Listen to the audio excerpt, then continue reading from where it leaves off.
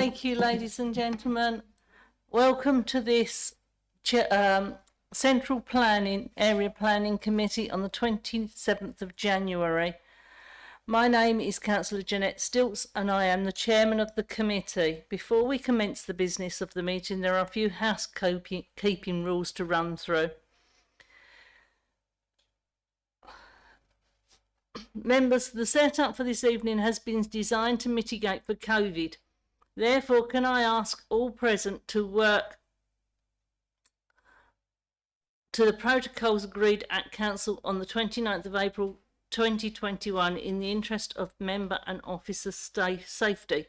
We are streaming this meeting live as well as recording, and by being present in the meeting you are giving your consent to being recorded. Members and officers, during each item please put your hand up and indicate if you wish to speak, and then I will invite you to at the appropriate time. When invited to speak, please turn on your microphone and speak clearly. Please reference a page or paragraph number when referring to the agenda papers. Keep your contributions as clear and concise as possible and ensure your microphones remain off when not speaking. Finally, can I draw your attention to the notices on the agenda paper regarding the different levels within the chamber, and advise that the fire exit is the door behind the top table. Apologies for absence. Miss Bird, do I have any apologies for absence? Good evening, Chairman. No, everybody is present. Thank you. Thank you. Item 3 on the agenda. It is recommended that the minutes of the meeting held on the 15th of December, found on pages 7 to 10, are approved as true and accurate. Do I have a seconder? Councillor Mays, thank you. Are you all happy to take these minutes as consent? Thank you. Item 4 on the agenda is declarations of interest, to discuss the existence and nature of any disclosable pecuniary interests, other pecuniary interests or non-pecuniary interests relating to items of business on the agenda having regards to paragraph 6 to 8 inclusive of the Code of Conduct for members.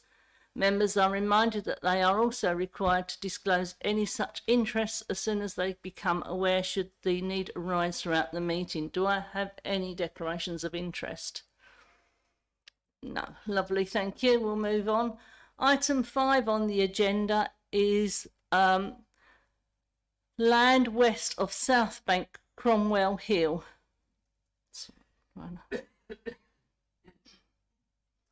This is found on pages 11 to 36. Miss Matthews, would you like to present that agenda item? Thank you, Chairman. Can you hear me? Yeah, okay. So this is an application for a single-storey 3-bedroom dwelling on the site hatched in red on that slide, which is south of Cromwell Lane in Maldon. The reason why this application is coming to committee is because it is a departure to the current local plan, even though planning permission has been approved in the past for the same proposal, but that previous planning permission has now expired and therefore it needs to come back to committee if the application is going to be approved. Again, another location plan.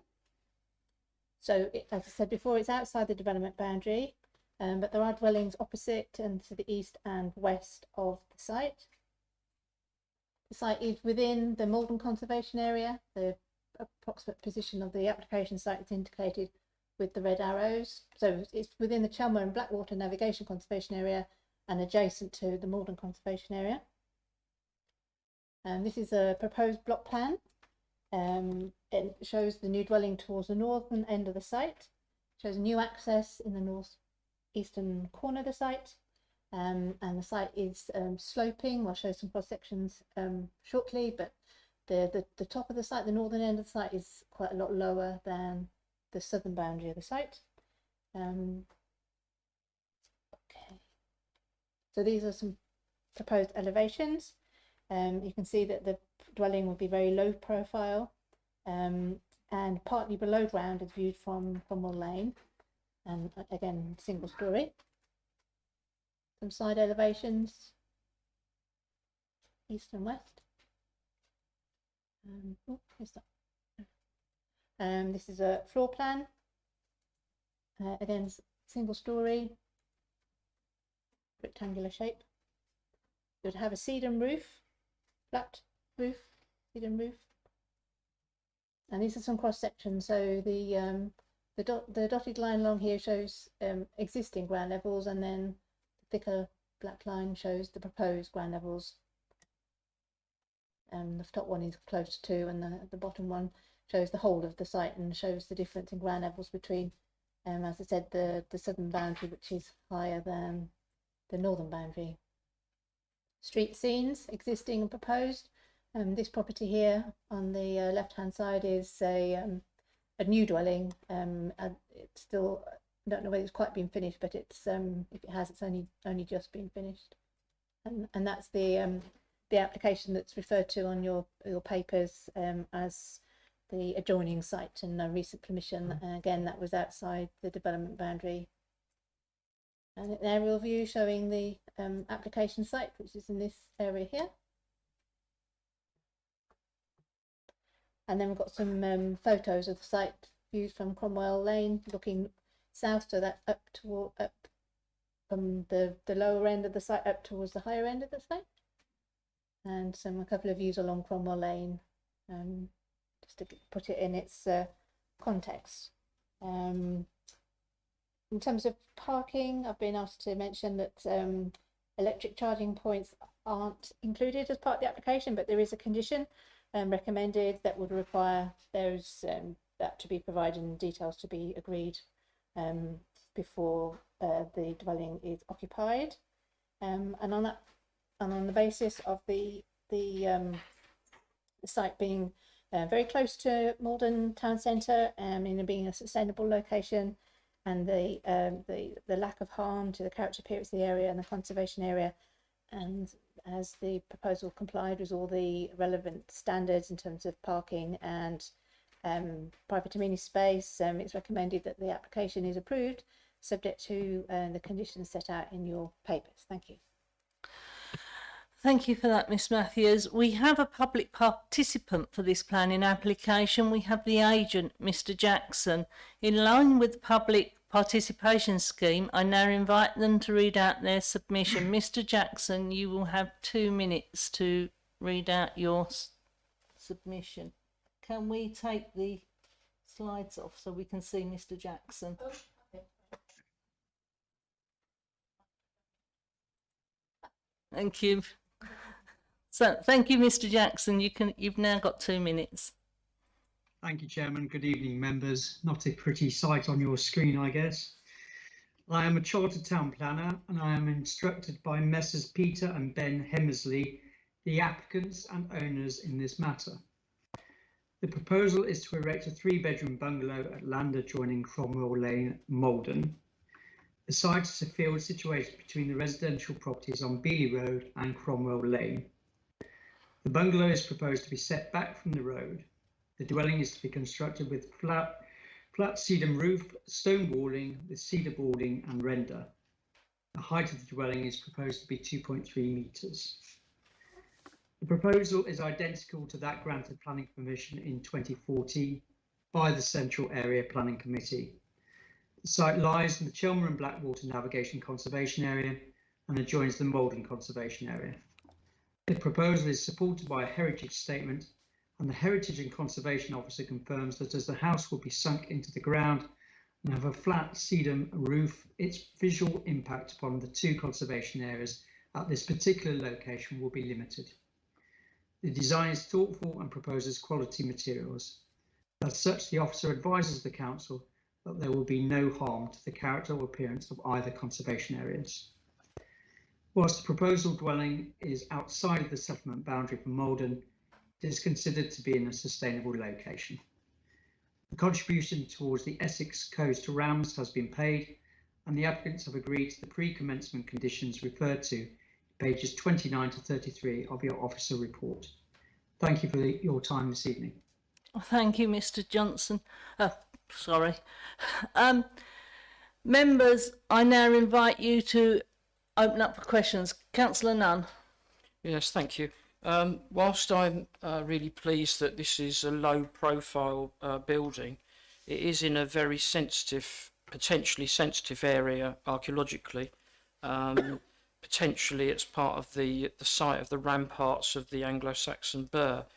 I noticed that the low-lying nature will mean excavation, and I notice also that there are suggested archaeological conditions. And I think if we do go ahead with this this application, that the archaeological conditions should be adhered to, should be met, and should be enforced as a condition. Thank you. Thank you. Miss Matthews, did you want to? Through you, Chairman, the conditions that were recommended are on the basis of the advice from the specialists at Essex County Council, and they're fairly standard conditions, and they do require that the archaeology of the site is investigated and dealt with before any works in relation to the new dwelling commenced, and the applicant has agreed to that. So on that basis, there's no reason to suspect that their conditions won't be complied with, and if they're not, then there's the usual enforcement investigation and powers to remedy and require the or ensure the condition is complied with in the usual way. Thank you. Well, Councillor Nunn. Thank you. Enforcement's difficult, isn't it, once an archaeological site's been destroyed? But let's hope it doesn't come to that. I say that we very forcefully apply the condition. Thank you. Any other questions from members? Councillor Swain. Thank you, Chairman. Yes, first of all, I have a few little points which Miss Matthews can probably dismiss fairly quickly. And then one or two observations on the application. First of all, the question of the displays on the entrance, which need to be sufficiently wide to allow traffic, to particularly construction traffic, to get in and off this narrow lane. The second thing is about this excavated material. It is said that it will be retained on site. Since there's so much, I wonder whether the way it is disposed of on site should be monitored, particularly for questions of stability. It looks from the drawings as though the excavated material is going to be pulled forward onto the hillside, and it's be quite a large volume of it. I assume, and it's a matter of building regulations and architecture, that the roof, which is a large area, is capable of taking such a green roof display.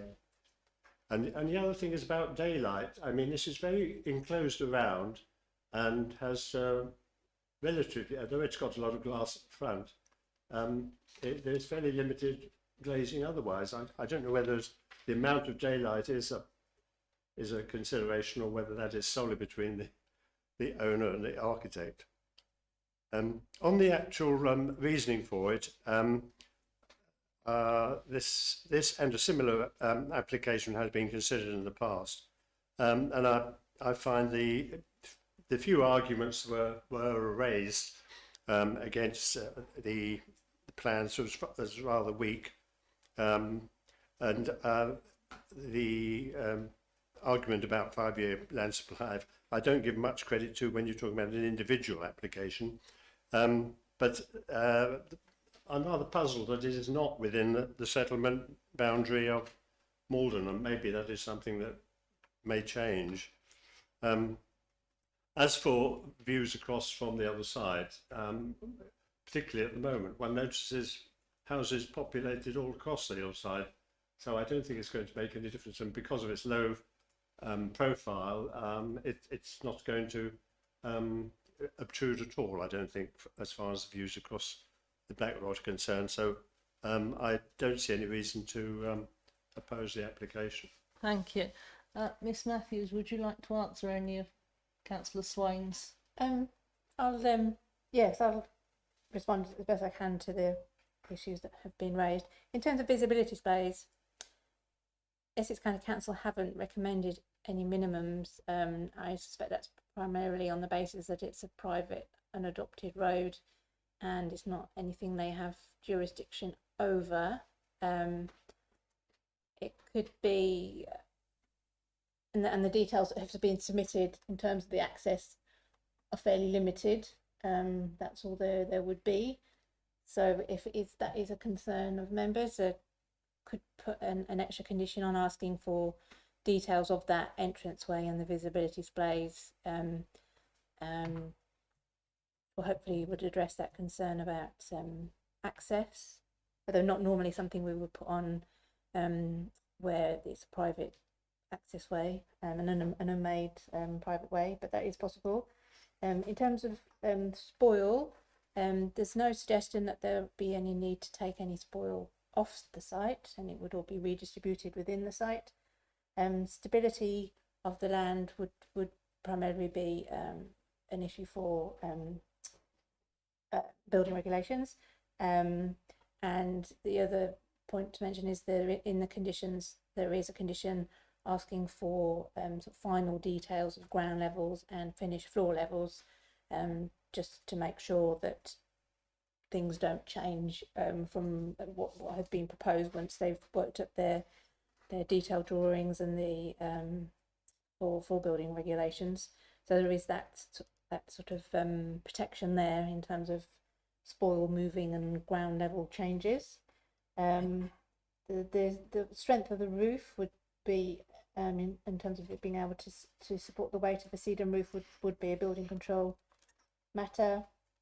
And in terms of daylight into the house, it's perhaps a matter of opinion, but that's the front elevation. There's quite a few windows there, and remember it's only a single story property, so and at the back again there's quite a large area of glazing. The front windows on the front would have an aspect, an outlook over the lane and beyond. Those at the back would have a limited view, but there would be an outlook, and there is space.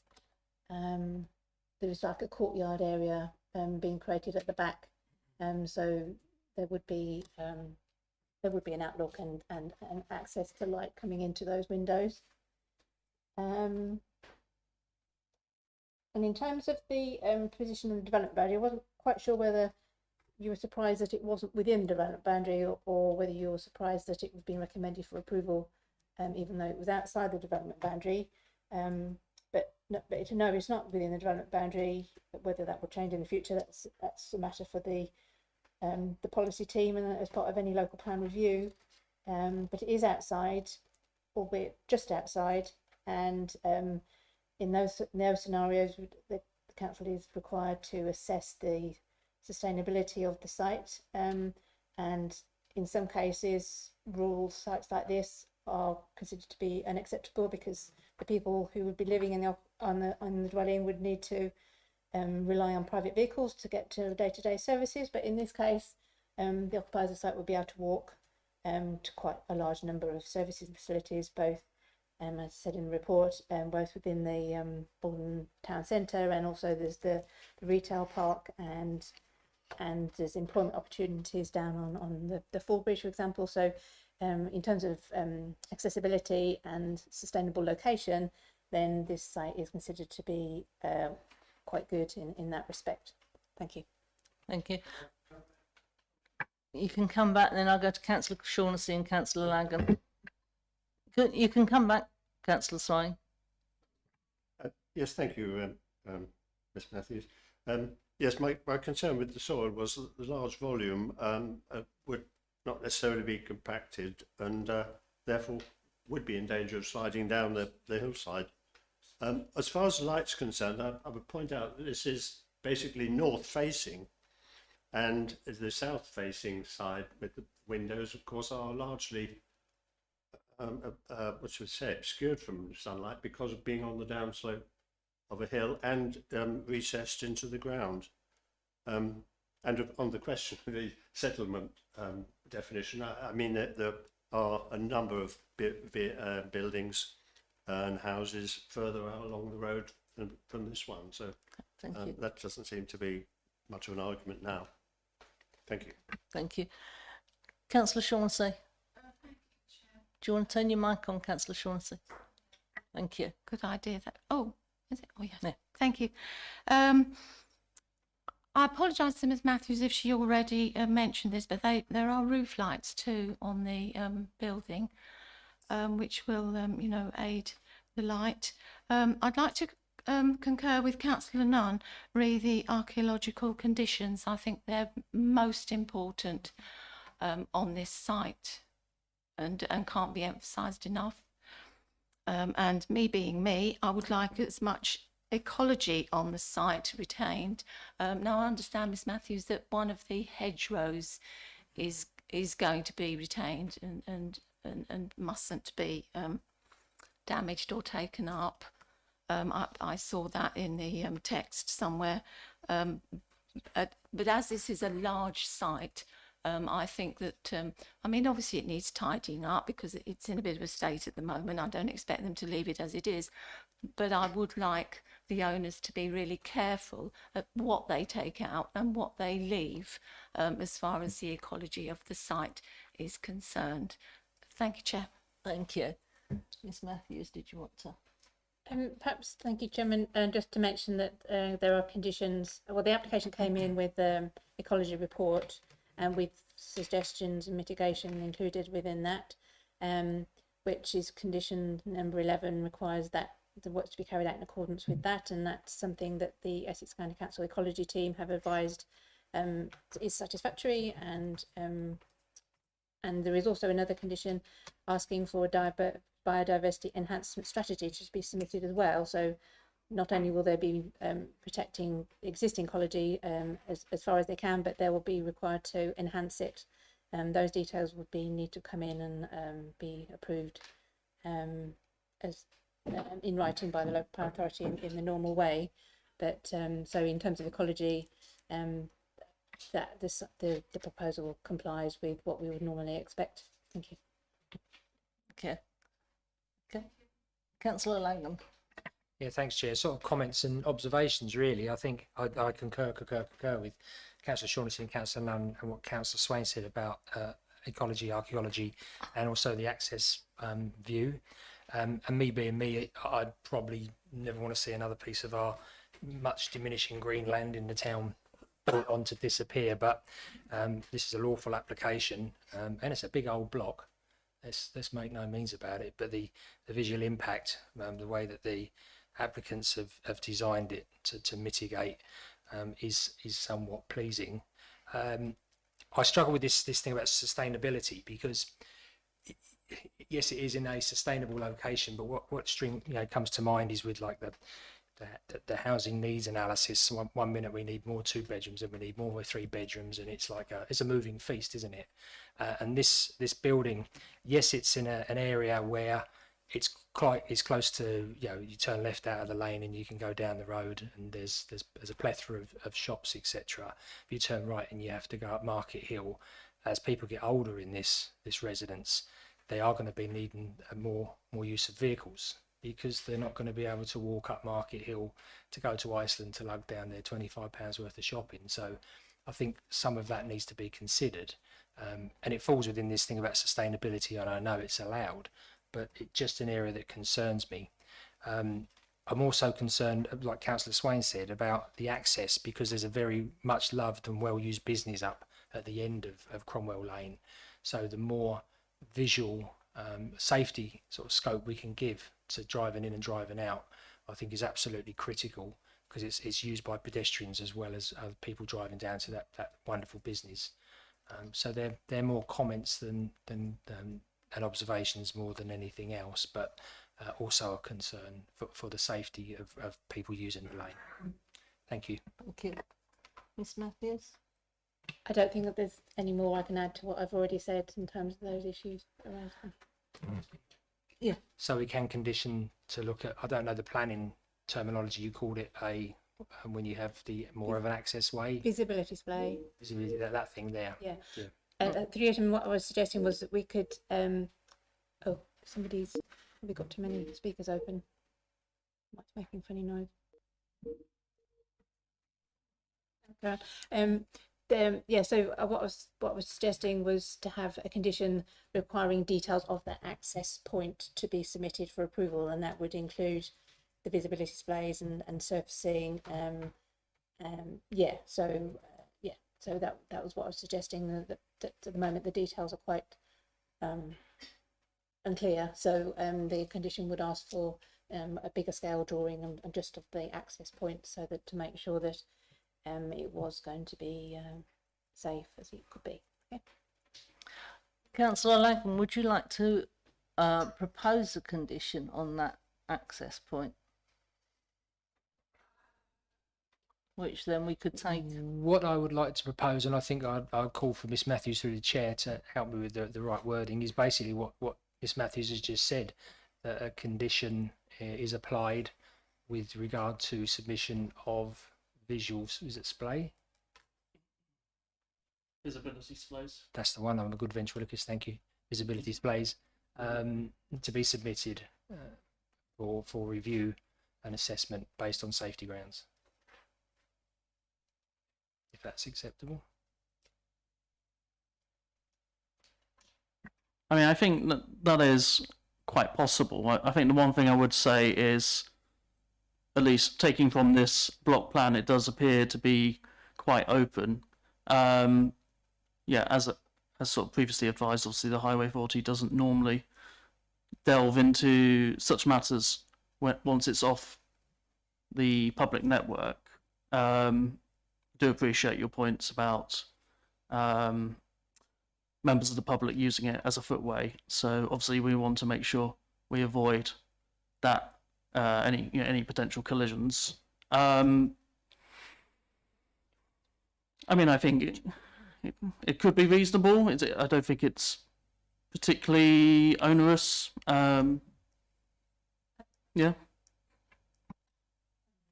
Just going to mention, I think particularly in this case where there is a public right of way, public footpath, I think if it's just a private access way, might be a bit more questionable. But because there is an official public right of way designated footpath which runs right across the frontage, then I think there is more of a reason, or more justification for asking for these extra details. And there's lots of extra other details that they would need to submit for approval anyway. So it's a new dwelling rather than a house extension, for example. So as my colleague said, I don't think that would be onerous or certainly not unreasonable in this case, and something that as officers we wouldn't recommend against doing.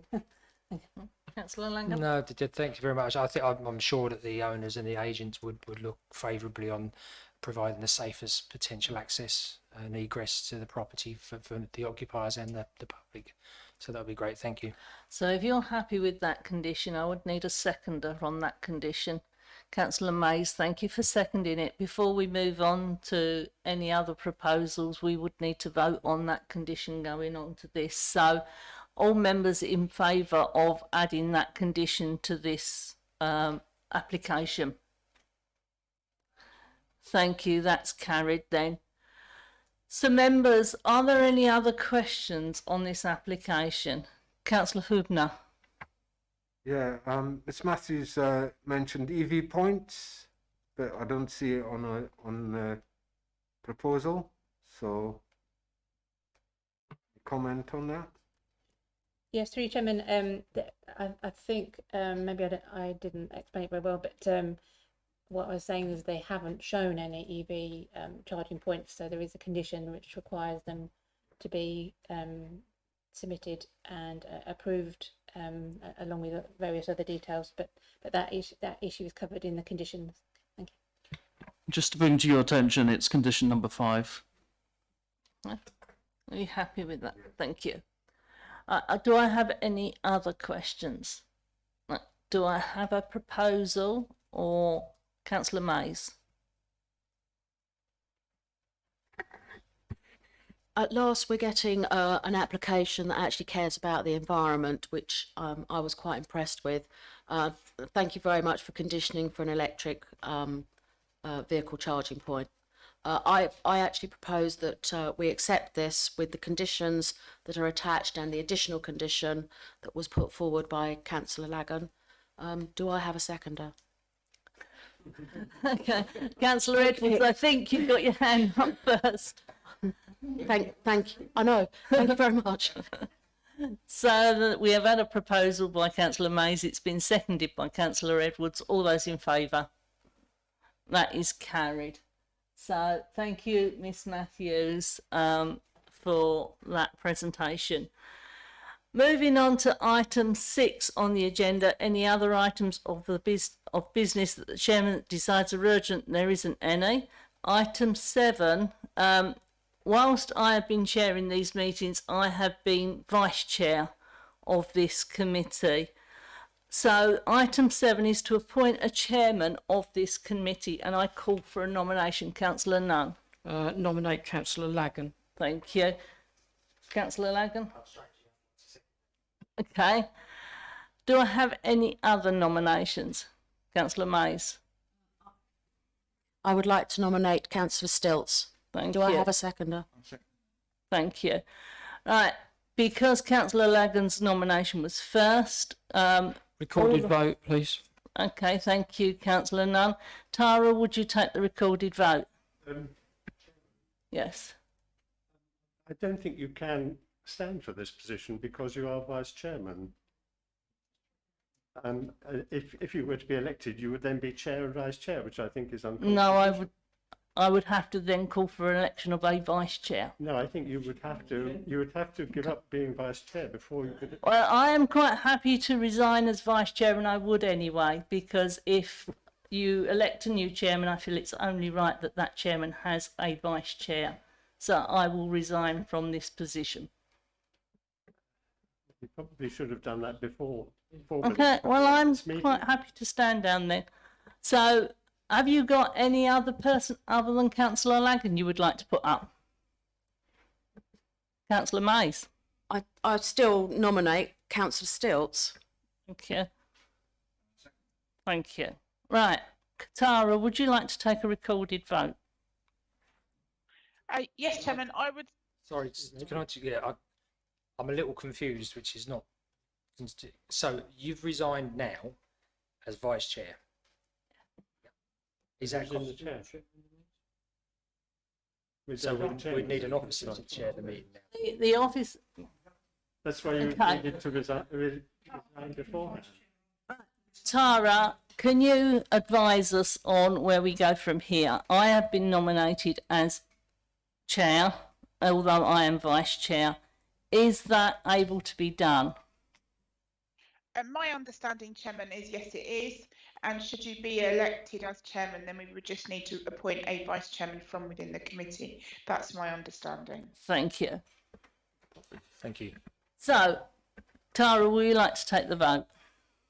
Yes, Chairman. I would suggest if it's possible, just to call out members' names, and if they could indicate if they're voting Councillor Lagan, Councillor Stilts, or abstaining. That's probably the easiest way, if that's okay with everyone.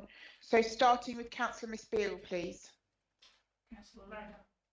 Thank you. Councillor Edwards. Councillor Stilts. Councillor Hurd. Councillor Lagan. Thank you. Councillor Hubner. Councillor Lagan.